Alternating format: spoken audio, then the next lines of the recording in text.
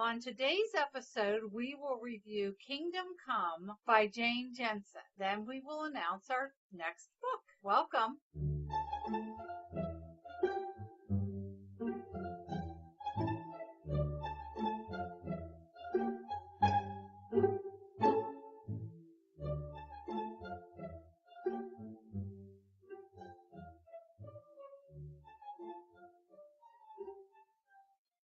Hello, and welcome to the next episode of It Was a Dark and Stormy Book Club. We're your hosts, Ann Dark, Tracy Stormy, and Kathy Knight. We welcome you to this edition of It Was a Dark and Stormy Book Club, and we will be reviewing Kingdom Come by Jane Jensen. It's her first book in the Elizabeth Harris Mystery Series, and we will feature an interview done by my co-host with Miss Jensen in person this time. Our very first face-to-face interview, and it was amazing.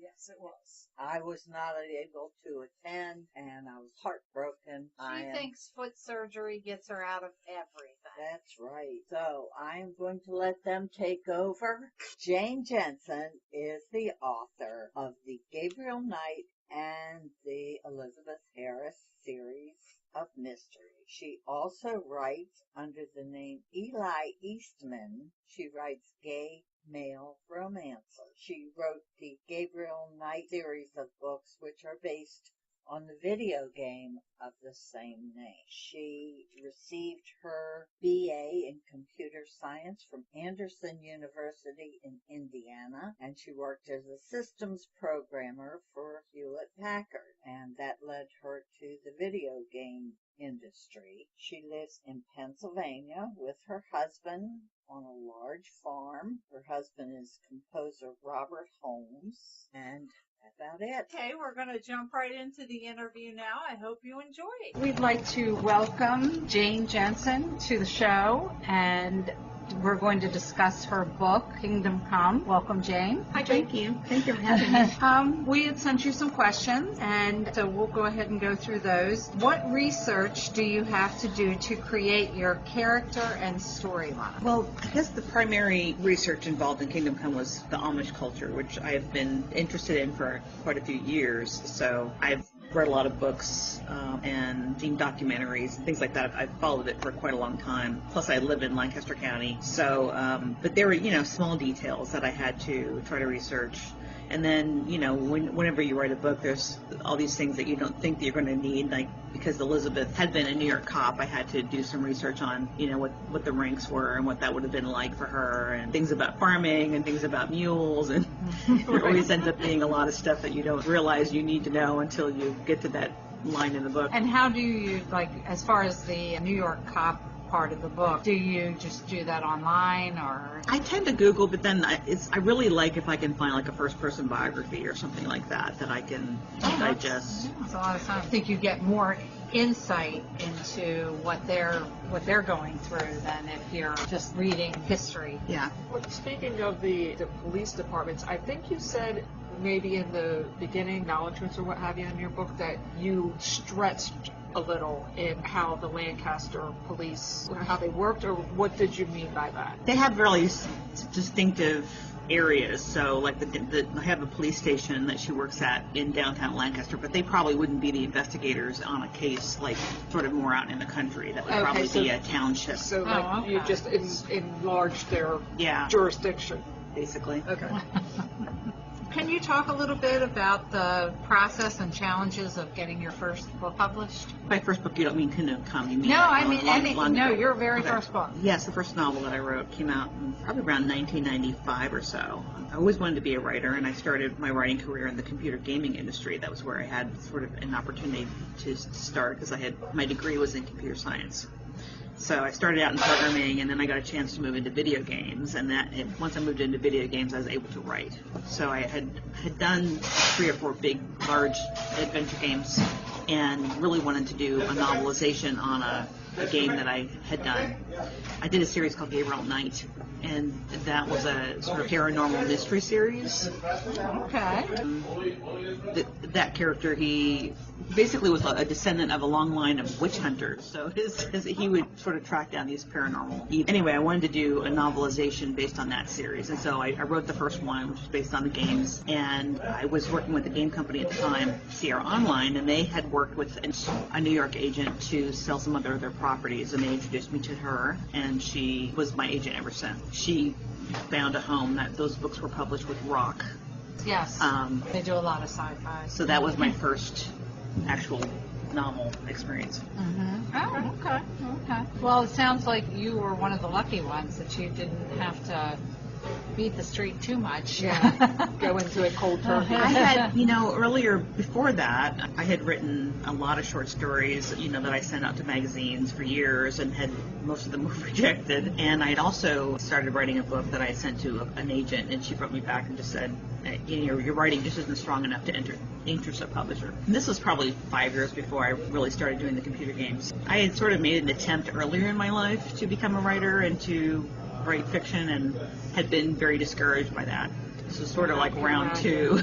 Well, I think sometimes that criticism drives you to do a little better. Well, even Stephen King was rejected a lot at first. So, well, I think too that it's just, I've seen people say that most authors have a couple of novels in their drawer that they wrote before they really wrote anything good enough to be published, and I think that's true. It just takes a lot of practice, and you may write a lot of stuff initially that doesn't go anywhere, but eventually you keep doing it, then you'll come up with something that is of better quality and that you can get on the market. And you got constructive criticism instead of, okay, well, your story's not strong enough. Well, what exactly do you mean by that, so I can improve? Just imagine, I'm not a creative person at all. Yeah.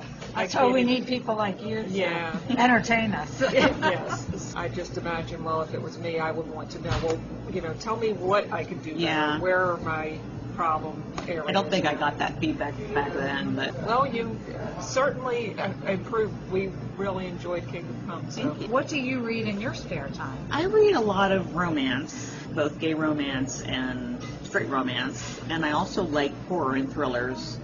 Stephen King. Sort of been reading a lot of those books that have been out lately, like The Girl on the Train and those kinds of thrillers. I also like romantic suspense thrillers. There are a couple, like Karen Slaughter. Yeah. There are some pretty good authors that write very intense books in that field. So, and I also kind of like apocalyptic stuff, and like The Meg was one of my favorites. I just really like that kind of creature thriller. I have not read that yet. So that was really good. Yeah. Okay, I'll have to finally pick it up and read it. I think it was my son's. My son reads all kinds of books like that. So can you tell us how you chose the title? I don't remember. It's titles are one of those things where it's either you have it immediately and it just works, or like it's pulling teeth to find it, and it's always it never quite is that great. And Kingdom Come was just there, and it was one of those titles that just obvious from the beginning. Well, I forget, somewhere in the book somebody says Kingdom Come. I don't recall. Yeah, it might. Was it Ezra? Somebody, I remember, I was like, oh, well, there's the title, but I can't remember. Ebook, you can search for sayings. I can search for Kingdom Come. Yes, technology is wonderful. I don't remember if I did use that phrase. Well, I mean, it's a part of a prayer. Right. Definitely. Now, I think this will be a fun question for you because you read so broadly and you like so many different things. If you could choose the world of any book or series to live in, what would you choose? I have a real fondness for classic English settings like Pride and Prejudice. And I mean, I realize that probably it wouldn't be very fun living in that era as a woman, but I'm still really drawn to that sort of rural English country setting. I have classic. to agree, but I do have the same thoughts as you, First of all, I do like modern medicine. Modern medicine, right. And more than likely we wouldn't be like the ladies of the era. We'd be like the scrub women, right?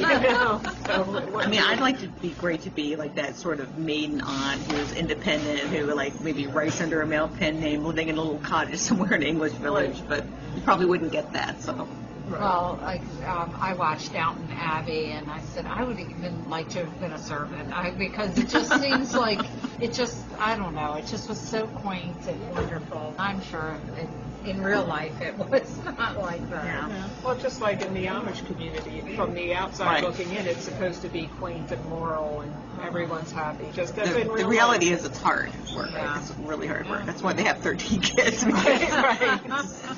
Labor. Well, actually, I did a little research, and your depiction is accurate as far as I can tell, research that I did, but they did say that the community is growing compared to the rest of the United States. Because because they do have so many children, and nowadays, of course, the infant mortality rate is down. Their community is actually on the increase. Yeah, it is. Well, and they have like a 90% retention rate of people that stay in the faith. And it was interesting. My husband bought me an Amish cookbook, and it was by a woman who had a syndicated cooking column. And she was Amish, but some reporter had found her and syndicated her recipes. And so sometimes she would just write about their life too. So this book compiled all of her columns, but one entry she was talking about, they just had her mother's birthday, and she was like, my mother has 390 some descendants, and I'm like, holy cow. Yeah, I mean, that was children, grandchildren, great-grandchildren, right? 300 and something. I mean, that's crazy. But if you think you have 18 kids, and all of them have 18 kids, you kind of can get to those kind of numbers. I guess so. Extrapolate out. So. Wow, that boggles my mind. How would you even keep them straight? You know? Right. And probably 20 of them are named Miriam. Right. I was just going to say that. Wow, that's crazy. And then you have other books that are coming out that, even though they're not in the mystery genre, you do have some other books that are going to be coming out, or? Yeah, I write romance as Eli Eastman, and I publish about 5 of those a year. Is that Eli, E-L-I? E-L-I. And then Easton, E-A-S-T-O-N? I'm just actually writing one that's sort of been really an interesting process. I've been really interested in sort of admiring of some of the Parkland kids who have come out so strongly against, for gun control. So I've written a YA called Boys Shattered, which is about a school shooting. It's a young adult book because they're high school age, obviously, and it's also a gay romance. It really focuses heavily on the shooting, and also one of the boys, the 2 shooters who attacked the school, escape without being caught, and so he's trying to figure out who did it, basically. Oh, so that's definitely in the mystery. That would be very interesting. Yeah. I would definitely read that. This is sort of a YA romantic suspense. So you would do that under the Eli? Yes. Okay.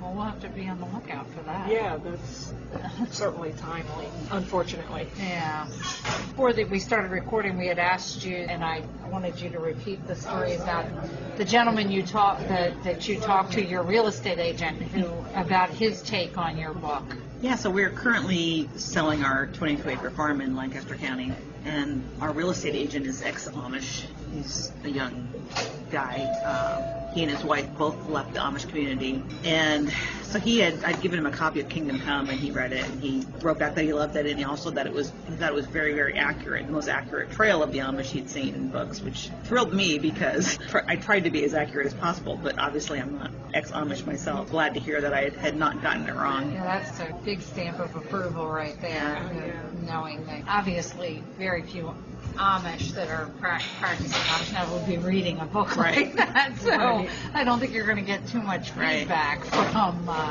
actual. And he didn't seem too insulted about the ending, so that's good. Well, that's great.